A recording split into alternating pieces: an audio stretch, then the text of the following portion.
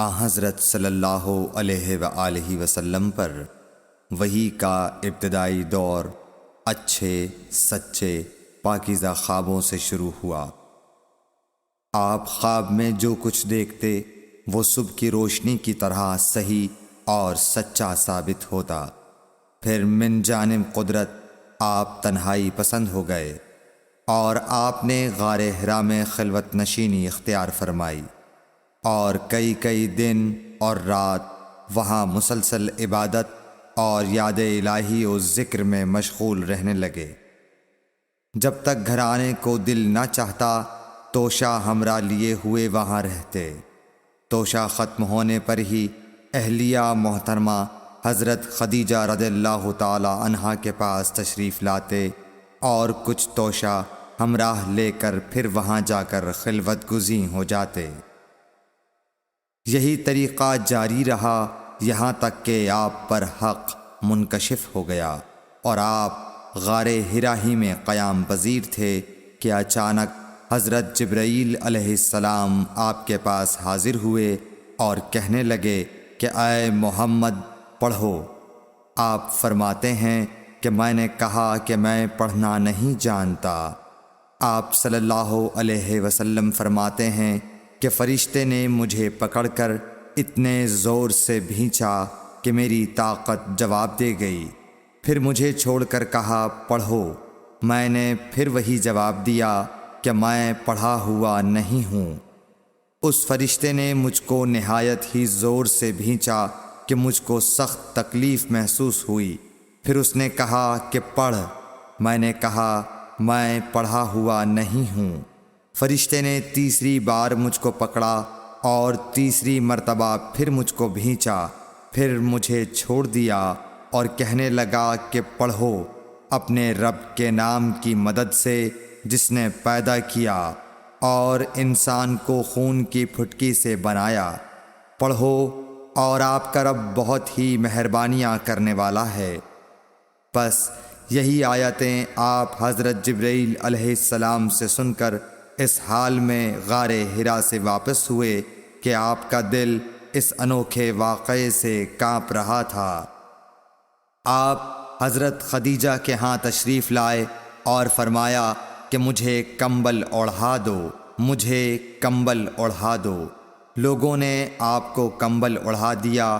جب آپ کا ڈر جاتا رہا تو آپ نے اپنی زوجہ محترمہ حضرت خدیجہ رضی اللہ تعالی عنہا کو تفصیل کے ساتھ یہ واقعہ سنایا اور فرمانے لگے کہ مجھ کو اب اپنی جان کا خوف ہو گیا ہے۔ آپ کی اہلیہ محترمہ حضرت خدیجہ رضی اللہ تعالی عنہا نے آپ کی ڈھارس بندھائی اور کہا کہ آپ کا خیال صحیح نہیں ہے۔ اللہ کی قسم آپ کو اللہ کبھی رسوا نہیں کرے گا۔ آپ تو اخلاق فاضلہ کے مالک ہیں۔ آپ تو کنبہ پرور ہیں، بے کسوں کا بوجھ اپنے سر پر رکھتے ہیں، مفلسوں کے لیے آپ کماتے ہیں، مہمان نوازی میں آپ بے مثال ہیں اور مشکل وقت میں آپ امر حق کا ساتھ دیتے ہیں۔ ایسے اوصاف حسنہ والا انسان یوں بے وقت ذلت و خواری کی موت نہیں پا سکتا۔ پھر مزید تسلی کے لیے حضرت خدیجہ رضی اللہ تعالی عنہا آپ کو ورقہ بن نوفل کے پاس لے گئیں جو ان کے چچا زاد بھائی تھے اور زمانہ جاہلیت میں نصرانی مذہب اختیار کر چکے تھے اور عبرانی زبان کے کاتب تھے۔ چنانچہ انجیل کو بھی حسب منشائے خداوندی عبرانی زبان میں لکھا کرتے تھے۔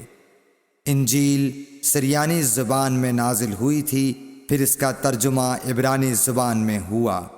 ورقہ اسی کو لکھتے تھے۔ وہ بہت بوڑھے ہو گئے تھے، یہاں تک کہ ان کی بینائی بھی رخصت ہو چکی تھی۔ حضرت خدیجہ رضی اللہ تعالی عنہا نے ان کے سامنے آپ کے حالات بیان کیے اور کہا کہ اے چچا زاد بھائی، اپنے بھتیجے محمد صلی اللہ علیہ وسلم کی زبانی ذرا ان کی کیفیت سن لیجئے۔ وہ بولے کہ بھتیجے آپ نے جو کچھ دیکھا ہے اس کی تفصیل سناؤ۔ چنانچہ آپ صلی اللہ علیہ وآلہ وسلم نے از اول تا آخر پورا واقعہ سنایا، جسے سن کر ورقہ بے اختیار ہو کر بول اٹھے کہ یہ تو وہی ناموس معزز رازدان فرشتہ ہے جسے اللہ نے حضرت موسیٰ علیہ السلام پر وحی دے کر بھیجا تھا۔ کاش میں آپ کے اس عہد نبوت کے شروع ہونے پر جواں عمر ہوتا، کاش میں اس وقت تک زندہ رہتا جب کہ آپ کی قوم آپ کو اس شہر سے نکال دے گی۔ رسول کریم صلی اللہ علیہ وآلہ وسلم نے یہ سن کر تعجب سے پوچھا کہ کیا وہ لوگ مجھ کو نکال دیں گے، حالانکہ میں تو ان میں صادق و امین و مقبول ہوں۔ ورقہ بولا، ہاں یہ سب کچھ سچ ہے، مگر جو شخص بھی آپ کی طرح امر حق لے کر آیا لوگ اس کے دشمن ہی ہو گئے ہیں۔ اگر مجھے آپ کی نبوت کا وہ زمانہ مل جائے تو میں آپ کی پوری مدد کروں گا، مگر ورقہ کچھ دنوں کے بعد انتقال کر گئے، پھر کچھ عرصے تک وحی کی آمد موقوف رہی۔ صحیح بخاری حدیث نمبر 3۔